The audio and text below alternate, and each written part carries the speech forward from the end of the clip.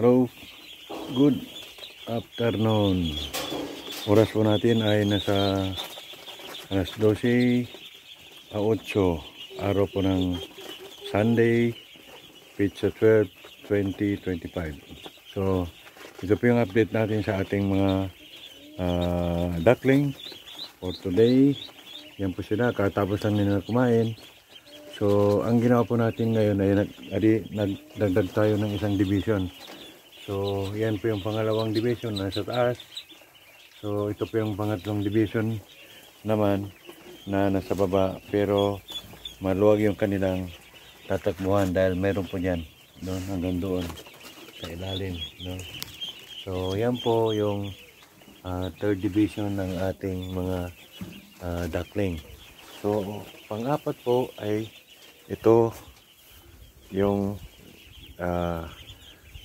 nilagay natin ng sako kasi baka dito sa baba crowded sila doon kasi minsan nagagawa sila doon sa tubig katulad doon, no?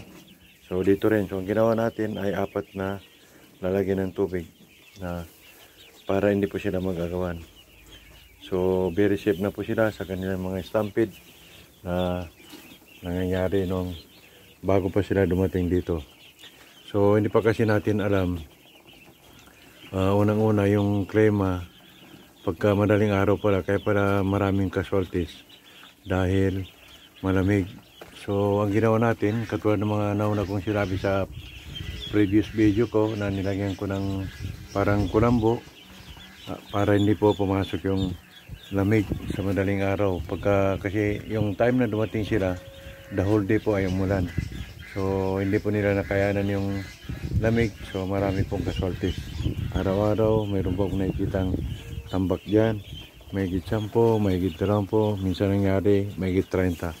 So nakakapaghinayang po yung kanilang pagkawala. Unang-una po ay ating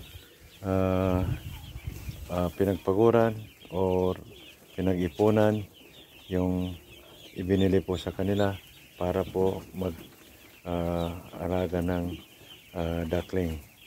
So talagang hindi po biro ang mag-alaga ng duckling, no? Unang-una, magsakripisyo ka, gigising ka ng madaling araw, pupunta ka na dito sa farm ng umagang-umaga, hindi ka pa nakapag-almusal, ay alis ka na ng bahay para pupunta bisitahin sila.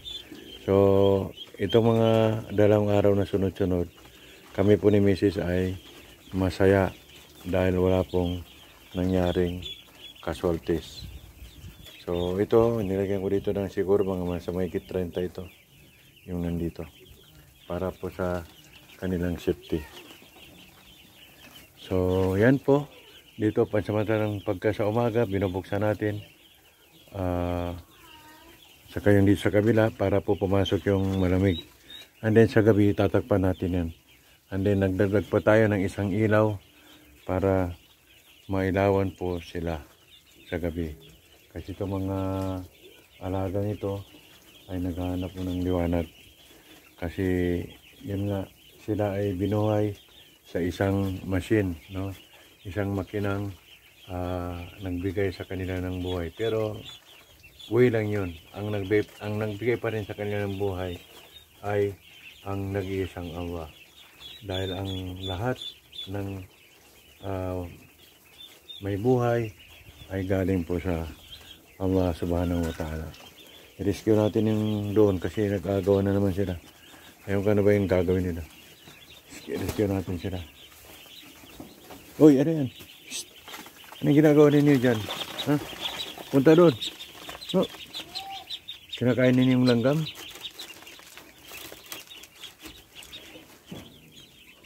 Yan, kasi pagka naipit sila dyan, yan, no? Oo, yan, no? Pagka naipit sila dyan, ay mahirapan silang lumabas. So, check natin.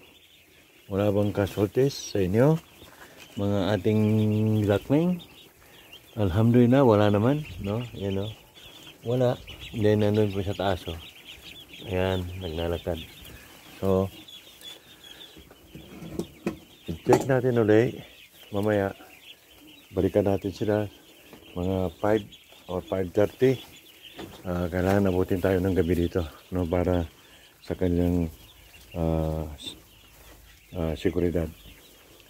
So mamaya balikan din natin sila, bigyan ng pagkain, bigyan ng tubig,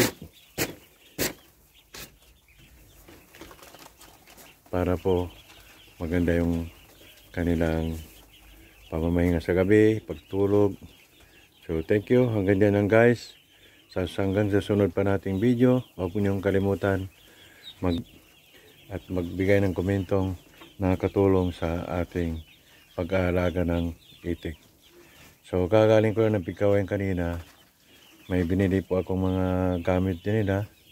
Hindi na po ako pagdating ko ng bahay, bihis lang ako. Pinarado ko yung sakyan, then palit po ako ng sinakyan. Nagsakay ako ng aking ginagamit dito na sikad. And then, nandito na po ako. So, sarado na natin. Ito para, yan, sarado natin. Yan, sarado na po. So, yung area ng ating malalagyan ng itik. Kung napapansin niyo guys, mayroon dyan mga bakod na net. So hanggang dyan po sila at gagawin po natin ng bahay doon. So thank you very much guys. Hanggang sa sunod pa nating video.